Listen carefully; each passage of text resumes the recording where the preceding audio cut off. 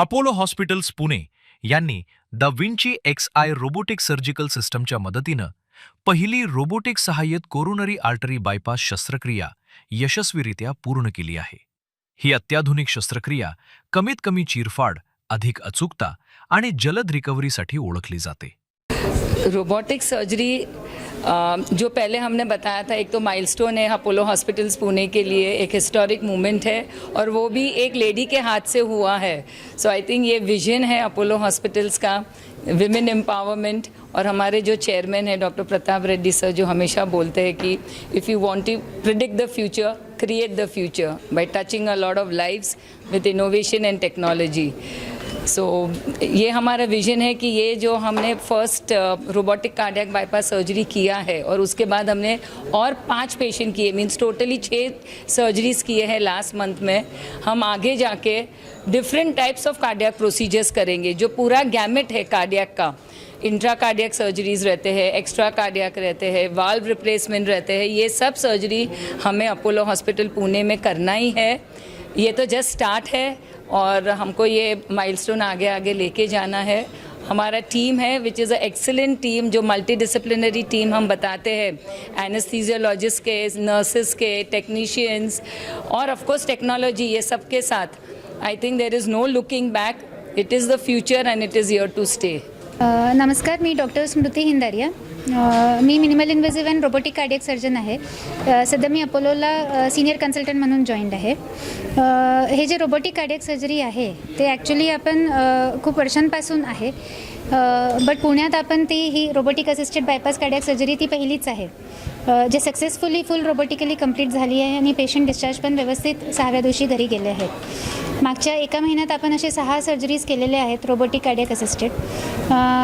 अजून I am proud की इंडियामध्ये I am first officially certified robotic cardiac surgeon on da Vinci Intuitive Surgical platform.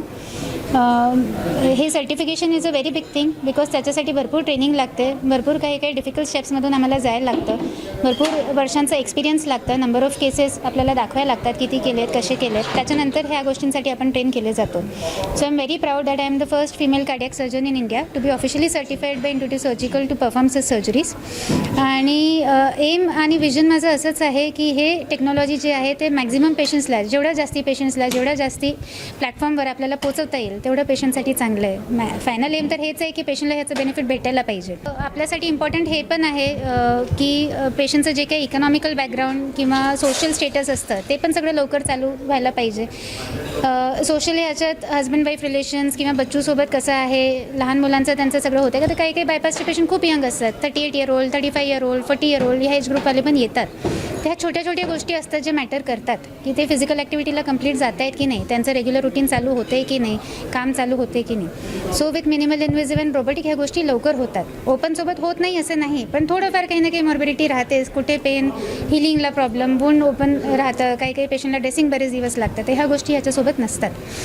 And माझ्याकडे येणारे maximum patient खूप young age ग्रुपमधले जास्त आहेत, की ज्यांना असं वाटतं की आपल्याला मोठा स्कार नकोच आहे, आपल्याला कॉस्मॅटिक पण पाहिजे, रिझल्ट्स पण चांगले पाहिजेत आणि लॉन्जिव्हिटी पाहिजे. मिनिमल इन्व्हेसिव्हचं एक बेनिफिट असं पण की जे यंगर पेशंट आहे त्यांना चान्सेस आहे की फ्युचरमध्ये आफ्टर मे बी 15 वर्षानंतर, 20 वर्षांनंतर, 30 वर्षानंतर सेकंड सर्जरी लागू शकते.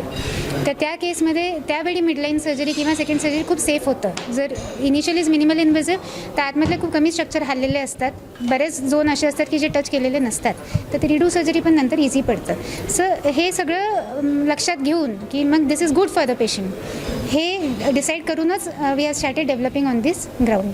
त्यामुळे हृदयरोग उपचारांमध्ये तंत्रज्ञानाच्या नव्या युगाची सुरुवात झाल्याचे मानले जात आहे. अपोलो हॉस्पिटल्सच्या तज्ज्ञ डॉक्टरांच्या या ऐतिहासिक कामगिरीमुळे पुणे आता प्रगत रोबोटिक हृदय शस्त्रक्रियेच्या नकाशावर ठळकपणे झळकणार आहे.